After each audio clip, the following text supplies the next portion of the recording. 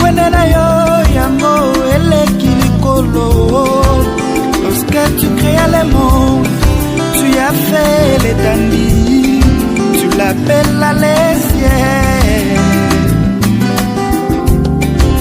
Tu séparas les eaux qui étaient au-dessous du ciel d'avec les eaux qui étaient au-dessus de l'étendue. Ce sont les eaux d'en haut. Shalom, bonjour partout où vous êtes. Na pesio mbote na kombo na mokonzi na biso Yesu Kristu. Oyo ezali tranche na biso ya salutation na chaîne oyo baton kama na sepeli vraiment kopesa mbote esika ezwami yo. Alors lokola pa na nga salutation ezalaka nde message par là nalingi to partager na yo liloba na Nzambe bongo sans plus tarder. Yanga alingaka ntango tosala partage okozwa na Bible na yo. Tozwi mokanda na Jean chapitre 11 verset na 25. Jean chapitre 11 verset na 25. Jésus lui dit, je suis la résurrection et la vie. Celui qui croit en moi vivra, quand même il serait mort.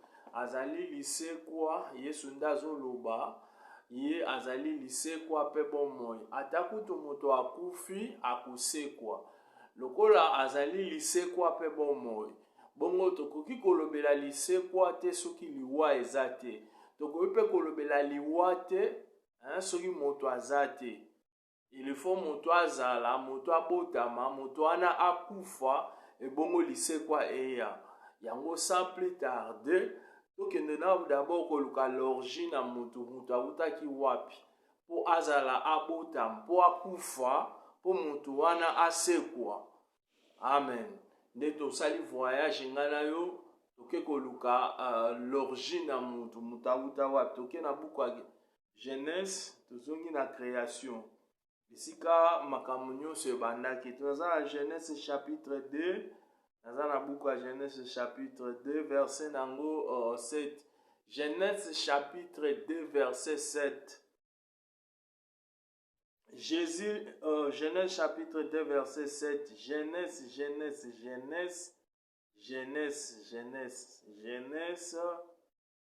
Ya, na boucle à Genèse. Ok, dans la boucle à Genèse chapitre nango. Genèse chapitre 2, verset 7. Ok. L'Éternel Dieu forma l'homme de la poussière de la terre. Il souffla dans ses narines un souffle de vie et l'homme devint un être vivant. Ok. C'est que l'origine de l'homme, c'est la terre. Nzambe na bolingo na ye, Yahweh Nzambe kolo tata na biso. Na bolamu na ye Nzambe akelaki asangisaki putulu ya mabele. Putulu wana mabele asali yango na forme ya moto. Bongo ntango nano asangisaki mabele wana forme wana eninganaki te, ebujaki te, ezalaki kaka ndengo wana. Après avoir Nzambe kosouffle na zolo ya moto, nde Bible eza koloba ke ekokoma âme vivant. Yango Job lokola prophète na Job 32 verset nango 8. Job azako mutango Job azotala eloko wana Job azomona action wana Job alobi boye. En réalité dans l'homme c'est l'esprit, c'est le souffle de Dieu tout-puissant. C'est que pour nous vivre, pour nous bouger, pour nous ça la mouvement na senamoi. Ce n'est que le souffle de tout-puissant qui donne la vie. Ndepesaka mutu mouvement, mutu asala. Yango par là, nous comprenons que nous vivons sous seulement la grâce de notre Seigneur Jésus-Christ. C'est que par là, nous comprenons que la grâce de Dieu ne esalaka ke mutu a bouger, mutu a ningana. Yango wana ezana makasi na mutu te ki alobake ote. Ngai bakoko na ngai nde babatelaka ngai te eza lokuta koko moko ta tikala kobatela koko na ye na se na moi oyo pourquoi pema oyo koko na yo aza nango eza ya yo te, eza ya Nzambe. Bible ezoloba ke Nzambe asuflaki mopepe kati na moto, mopepe na bomoi, nde mutu azwaki siko, nde mutu nde komi âme vivant. Ote bakoko na nga babate, koko na yo moko alingaki na liwa te, me liwa ekamati ye. Siko ndenge nini koko na akoya kobatela yo? Ndenge kaka tozwaka exemple po okomprendre bien. Nde toza boye, tolalaka biso nyonso. Tango tolalaka, mutu nyonso na se ya moyo soki alali abosanaka nyonso eleka na se ya mokili oyo. Sikoyo ndenge nini yo bolalaka obosanaka biloko na se na mokili oyo? Nsima nango kaka yo moko wana obatelaka bato batikali na mokili. Bon, tozwa exemple, seri ya koko na nga azalaka na mokili, Android ezalaka te. Phone ya kamera boye ezalaka te. Phone oyo ezalaka nani soki nani ba laptop so banini ezalaka te. Sikoyo lelo nga nake kolela koko na ngai soki wapi na benga bakoko bopesa nga laptop, to bopesa nga kamera, to bopesa nga telefone eza na Android. Omoni te keno eza nonsense ba oyo ba tellement le diable ayebi ke yo oza ignorant, oza client na ye, akosala eloko nyonso yo lingi na sous prétendre ya bakoko na yo. Parce que ba oyo bakoyamba libondeli non, ce n'est pas yo koko na yo. Ce sont les démons de bakozwa prière na yo wana, parce que bayebi ke yo oza ignorant, oza kasoma na bango, oza client na bango. Ozomona. C'est que ce sont des bayebi ke oza client na bango. Yango bakosala nyonso bapesa yo eloko nyonso yo lingi, parce que le diable peut changer TV akomisi yango lipa. Nyonso peut faire akosala nyonso, mais ce qui ne peut pas faire de pardonner les péchés. Donc par là nous comprenons nde na telemi mwa muke wana koloba boye ke non koko moko tatikala kobatela moninga na se ya koko na ye na se na moi oyo. Mobateli malamu oyo abatelaka biso ezali nde Nzambe. Po soki Nzambe abateli te oyo aobatela asali na ye ya pamba. Donc par là eza nango na tina te ke o ngai bakoko na nga te eza nango na tina te. Koko na yo asa kenda na ya, donc ayebi kutu pe lisusu yo te na se na moi oyo. Ba seulement ke non ba demo ba tika tozo eluki ya koko na o to copier voice na ye, voix na ye, to ya kosala to pesa eloko ya lingi. Alors par là nous comprenons que non, ce n'est pas bakoko na yo. Donc quoi nazawana te naleki. L'origine de l'homme. L'homme a été tiré de la poussière de la terre, Nzamba keli moto. Or lokola Nzamba keli moto moto wana komi âme vivant babenge na kombo ya Adam. C'est que Adam c'est tata na biso ya mabota mobimba. Biso nyonso mokili mobimba touta na tata moko na mama moko. Kombo na ye Adam na Eve. Ozomona mutu moko te abomoyi abima dehors Adam na Eve. Biso nyonso to bimi na kati na Adam. C'est que à partir ya Adam nde mabota sikoyo ebandi. Peu importe couleur ya nzoto oyo zaleli. Nde peu importe couleur ya nzoto oyo zaleli. Touta na tata moko, touta na mama moko kombo na ye Adam na Eve. Prouve ane ke biso nyonso ezala mindele, ezala bayindo, tozala na couleur ya makila moko. Soki ezalaka ke mindele, baza na couleur ya makila ya vert. Nde nga na ngai na ndima bike no, c'est que mindele bauta na Adam te, mindele bauta na mutu mususu. Mais na mindele, na bayindo, c'est que tozaka na couleur ya makila moko. Ozomona mutu moko te aza na couleur ya makila na ye différent. Par là nous comprenons nde na telemi lisusu wana koloba boye. Nga penza na boyaka na mutema moko ke non Adam na Eve bazalaka mindele. Pourquoi nga na boyaka? Eza na le pourquoi nga na boyaka. Pourquoi la Bible zoloba boye ke non Nzamba sangisi putulu ya mabele. Oh na mabele la terre n'a pas de couleur. La terre reste incolore. Parce que soto tche mabele totali couleur à mabele. Même couleur à mabele, oh yo komona na Kanyabayongo, même couleur à mabele soko ki ata na Kamuchaka, okutaka couleur ya mabele. C'est que la terre n'a pas d'incolore. Or, Adam, c'est l'humanité. C'est-à-dire quoi? L'humanité n'a pas de couleur. L'humanité n'a pas de couleur. N'a évité peut-être animé par esprit à racisme, mende salaka keno, moto alobaki Adana Eve bazalaka mindele. Biso batu mwindu to uta te. Bible tikali koloba ndenge wana te. Bible yebisinga keno nzamba kamati putulu ya mabele. Or la terre, quand je vois la terre reste incolore, frère. En Adam, c'était la nature. Toute l'humanité, c'était en Adam. Otobimi par Adam, bisognoso général, bisognoso mokili, tobandi par Adam. Touti wana nde ba mabota e bandi. Amen. Donc par là, donc ils ont ba faux discussion. Ils ont ba faux débat, ils ont ba faux discussion parce que ata bo bandi osala débat wana bokotikalaka jamais kosuka na conclusion. Otoyeba bisika biso origine biso to sa te. L'écriture est noir et sur blanc. Et non, la terre, Adam a été formé de la poussière de la terre. Donc, frère, sœur Nangaï, c'est que tika ba débat inutile. Pourquoi ma belle n'est na ucho epsike que non ma belle ça na couleur été.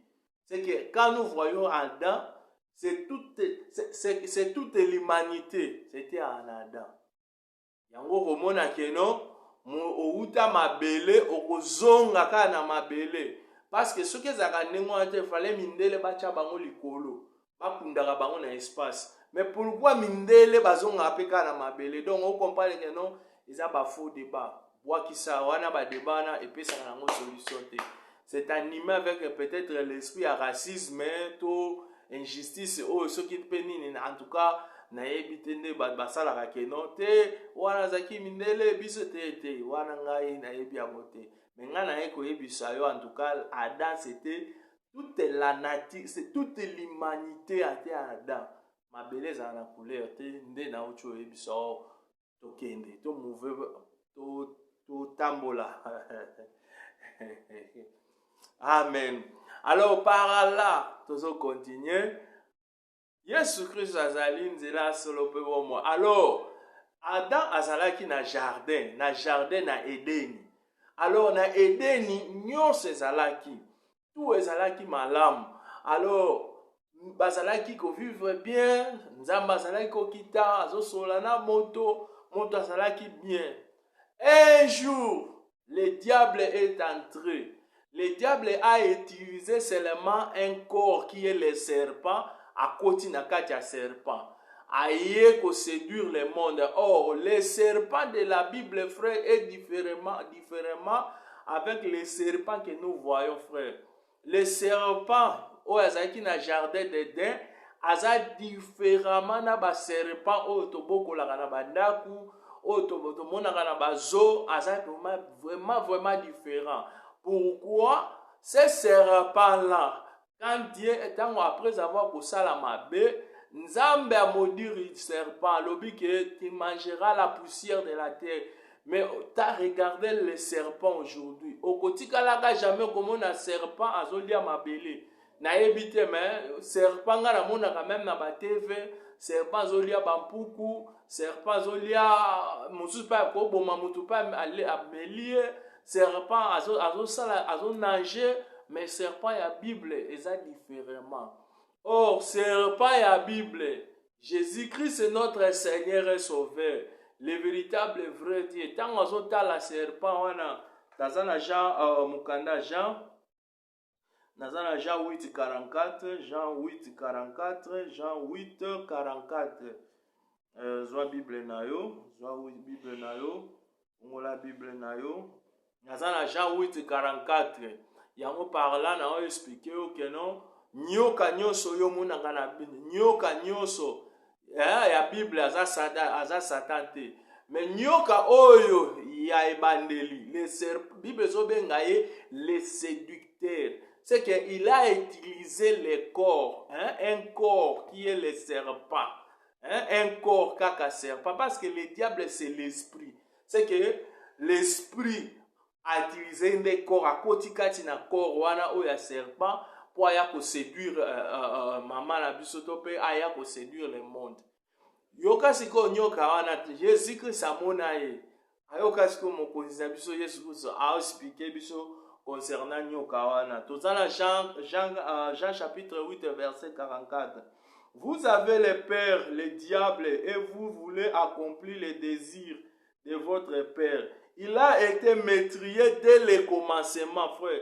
Le métrier dès le commencement, et il ne se tient pas dans la vérité, parce qu'il n'a pas la vérité en lui. Lorsqu'il profère les mensonges, il parle de son propre front, car il est menteur et le père des mensonges. Amen. Ce que nous comprenons par là, le diable en question, c'est un métrier. Un métrier, il n'a pas la vérité en lui, frère. C'est que la vérité en lui, bosolo katinae ezalakate. Ye azalaki métrier ne bandeli, mobomi, depuis ne bandeli. Or, la vérité, c'est quoi? La vérité, c'est quoi, frère? Donc, il était métrier. Un métrier, c'est celui qui tue, c'est celui qui a mobomi. Il était métrier dès le commencement. Alors, un métrier, c'est quoi? Ok, le frère Paul nous explique à propos de la vérité, frère. Hein, parce que le Seigneur Jésus-Christ a dit, il ne tient pas dans la vérité. Oh, la vérité, c'est quoi, frère? Dans un book, il y a Ephésiens 6, verset 14. Tenez-vous donc ferme, ayant à vos reins la vérité pour sentir. Revêtez la cuirasse de la justice. Oh, la ceinture, frère. Oh, la vérité, c'est la ceinture.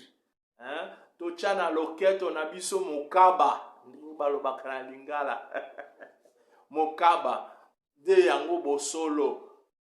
Oh, tango après avoir moto kokwea na lisumu, moto asalaki ba ceinture. Tozwa yango totanga. Frère, tozwa yango dans la Genèse. Mukana la Genèse 3, 3, ça Zéla.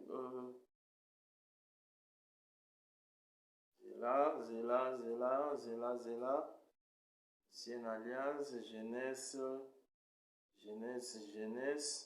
3. Ok, Genèse 3.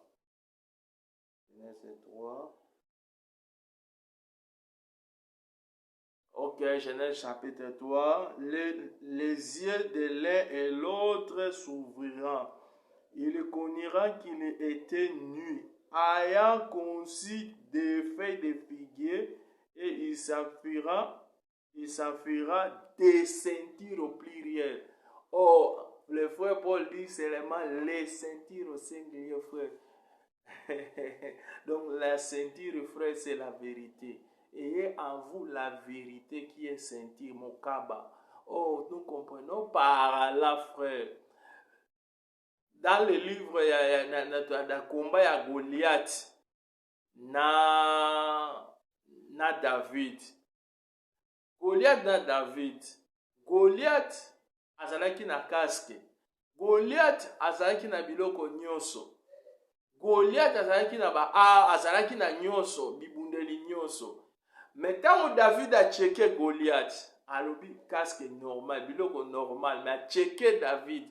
Et loko esalaki David, esalaki Goliath a lose tope abungi sabitumba parce que il n'avait pas la ceinture, frère. Oh, la ceinture c'est la vérité, frère. Oh, le combat de Goliath, c'était seulement l'ombre. Hein? Le combat de Goliath et de David, c'était seulement l'ombre. Oh, le véritable Goliath, ce n'est le diable. Le véritable David, ce n'est que Jésus-Christ. Le combat de Goliath et le combat de David, c'était sur la croix, hein? La croix na Golgotha. Amen. C'est que David a vaincu à cause de la vérité. Ce qui faisait la force de notre Seigneur Jésus-Christ, ce n'est que la vérité. Donc par là, na lo baboyeke bitumba ya Goliath o ebundamaki Goliath na David ezalaki seulement elilingi réalité ya bitumba wana eye kobundama na Nouveau Testament. Oh, Goliath azo représenter diable, David azo représenter Yesu Christ. Nde par là bitumba ya Goliath na David nde bitumba Yesu Christ na ngomba ya Golgotha. Amen. Par là na mettre point virgule wana parce que nous continuons. Tikanzamba pambola yo, tikanzamba pambola yo. Tokuta na on susu na deuxième vidéo parce que tozo continuer malem nzamba pambola. Merci.